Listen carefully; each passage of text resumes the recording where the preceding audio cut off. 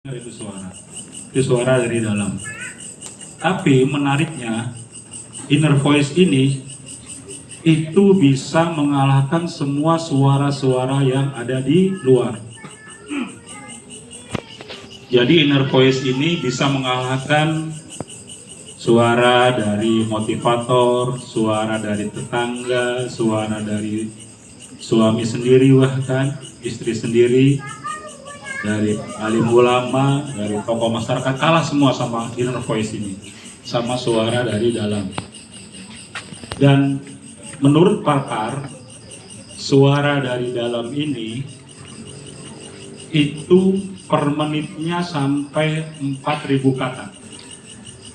Kalau kita ngomong cepat ini Bapak Ibu, itu dianalisa oleh para pakar itu hanya 140 sampai 200 kata. Ini 4.000 kata. 1 menit. 1 hari berapa bayangkan? Sekitar 5 juta kata.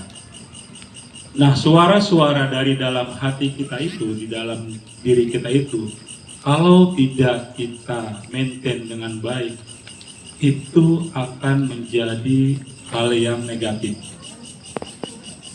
Bahkan para pakar bilang bahwa musuh terbesar dari manusia adalah bisikan. Bapak Ibu menyadari enggak? Dalam kepala Bapak Ibu nih, dalam pikiran itu banyak berseliweran info-info, kata-kata yang itu mau disadari atau tidak disadari itu hadir di pikiran kita. Apalagi sekarang kita zaman informasi ya, zaman yang mudah kita untuk mengakses dari televisi, dari WA group, dari media sosial. Kita itu kebanjiran informasi. Nah, informasi yang beredar itu 60% itu negatif, 40% positif. Dan otak kita, rumusnya itu kalau mendengar atau menginformasi yang negatif, itu akan lengket seperti teflon, seperti power glue. Tapi kalau informasi yang positif itu mudah lepas seperti teflon. Maka hati-hati dengan bisikan.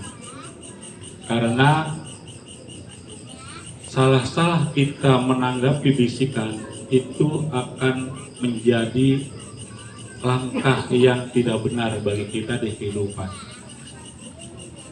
Nah, bisikan itu Bapak Ibu ada 5 yang harus diperhatikan, dan ini sudah dianalisa oleh para pakar. Ada 5 bisikan negatif yang harus kita perhatikan agar kita hidupnya itu bisa damai, bisa tenang. Bisikan yang pertama itu adalah pleasure. Bisikan yang mendorong kepada kita untuk kepada kesenangan, kenikmatan jasmani, kepuasan jasmani, dan kenikmatan duniawi. Jadi bisikan yang sifatnya sementara, sifatnya kesenangan. Contoh, Bapak Ibu, adik-adik semua nih misalnya mau libur panjang, long weekend. Di kepalanya itu sudah ada, besok saya mau libur panjang nih, saya bangun mau olahraga, mau jogging atau apapun olahraganya. Nah, di kepala kita itu tiba-tiba nanti ada bisikan, ngapain sih kamu olahraga? Setiap hari kan kamu udah kerja, capek, olahraga lagi, udah tidur aja. Itu udah bangun malam-malam tuh mau tahajud tuh, bisikan seperti itu. Ngapain sih, kamu kan udah capek dari Senin sampai Jumat, kerja lagi, sekarang ngapain olahraga? Coba, enakan tidur. Itu bisikan yang pertama. Bisikan itu sifatnya sementara dan tidak mendapatkan efek yang baik, yang positif buat kita. pleasure, sifatnya sementara. Dan itu mengyang-yang berseliweran di kepala kita, Bapak Ibu. Bisikan itu. Nanti di ujungnya saya akan kasih tipsnya gimana caranya agar bisikan-bisikan itu bisa kita lawan. Yang pertama, pleasure. Selamat datang, Pak Wen. Silakan, Pak.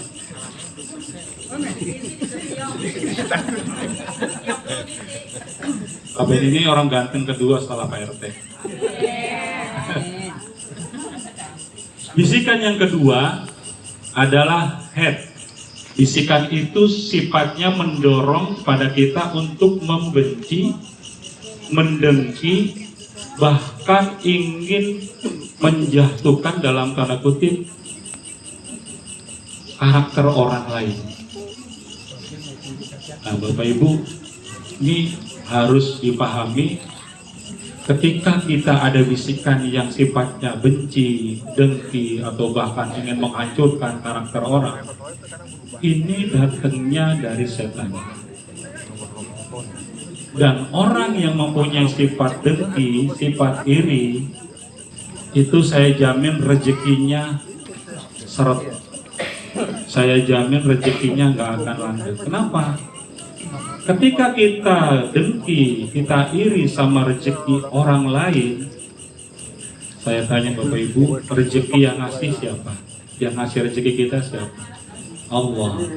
Berarti kita sedang tidak terima sama Allah, tidak terima sama yang memberi rezeki. Makanya ketika kita ada seliweran dengki, iri, itu bahaya ya. Ada orang sukses, dia mah korupsi itu, nggak mungkin, gaji dia berapa sih? Itu ada dalam kepala kita. Yang seperti itu ini sudah melakukan analisa yang panjang puluhan tahun. Ada orang dapat rezeki, paling dia itu korupsi itu. Ada orang sukses, gaji dia berapa sih? Emang gaji dia besar, kok bisa beli mobil? Seperti itu.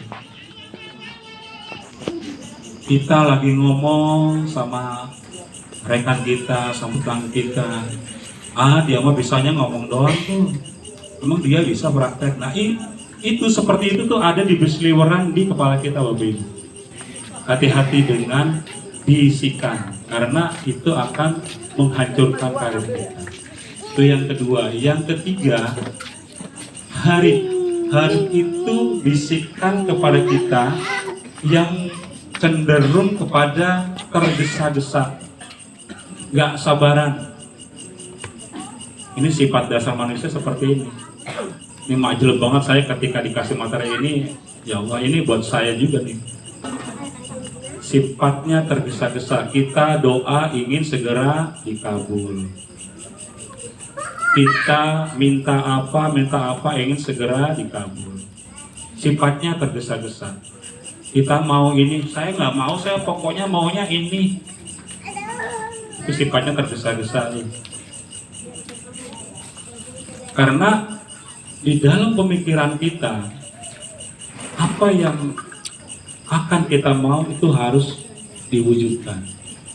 Padahal kan Sang Pencipta nggak seperti itu ya. Jadi hati-hati dengan bisikan, dengan suara dari dalam, yang memang suara itu hanya bisa didengar oleh kita, oleh dirinya sendiri dan Sang Pencipta. Tidak bisa orang lain bisa mendengar. Dan itu dahsyat sekali, bisa mengalahkan suara-suara di luar, suara motivator, suara orang yang memang lebih tinggi ilmunya, kalah semua tuh sama suara dalam hati. Jadi hati-hati. Jadi yang pertama, pleasure, suara yang cenderung mendorong pada kesenangan. Yang kedua, itu suara yang cenderung mendengki, membenci, atau ingin menjatuhkan karakter orang lain. Yang ketiga, suara yang mendorong kita untuk tergesa-gesa. Ingin sesuatu itu tergesa-gesa, tidak sabaran. Kepengen punya mobil tergesa-gesa. Akhirnya keisi, pengen punya motor, belum waktunya tergesa-gesa. Dan itu suara-suara itu dalam 1 menit hampir 4.000 kata berseliweran. Bahkan ketika kita tidur pun, otak kita kan tidak tidur, tetap berjalan. Dan suara itu ngikutin terus dalam tidur kita. Bahkan ketika kita menginginkan sesuatu sampai ke bawah mimpi. Betul nggak, Wi? Sampai terbawa mimpi. Itu dahsyatnya setan seperti itu.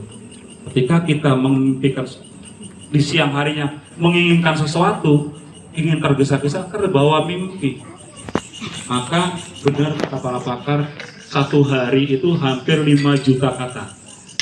Melebihi apa kata yang sebenarnya yang kita sering ucapkan hanya 140 sampai 200 kata. Itu yang ketiga. Yang keempat, self-doubt itu suara yang mendorong kepada kita untuk minder, untuk kita tidak meyakini akan kemampuan kita. Saya apa tuh? Saya mah hanya rengginang di pinggiran Kalengkong Guan. Pantes aja dia mah pintar, pantes aja dia sukses. Itu nggak boleh seperti itu. Dan suara-suara itu berseliweran di dalam pemikiran kita. Ini analisanya sudah sampai segitu jauh. Dan itu saya sendiri rasakan. Ketika kita berhadapan dengan orang, itu setannya itu lu mah nggak bisa apa-apa, dia mah pantas begitu juga. Padahal Sang Pencipta menciptakan kita sempurna mungkin. Jadi kita dibuat untuk tidak bersyukur. Itu suara yang keempat. Suara yang terakhir yang tidak kalah penting, desire trap. Ini suara tentang salah ingin.